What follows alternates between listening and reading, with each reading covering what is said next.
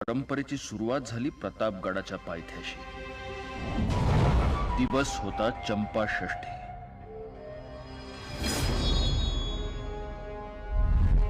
आम्ही अफजल खानाचा कोथळा काढल्यानंतर संभाजी कावजीनं त्याचं मुंडकं आऊसाहेबांच्या पायाशी नेऊन ठेवलं. अफजल्या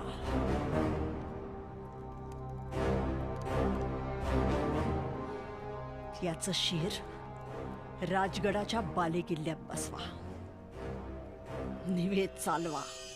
आणि मग प्रतापगडापासून करवीर पावेतो मराठी जाळ पेटला. आणि मराठ्यांच्या जाळात गनिम टिकत नाही, बरोबर ना आबासाहेब? लाख बोललात शंभूबाळ. आणि मग हे मराठी वादळ निघालं थेट विजापूरच्या रुखानं.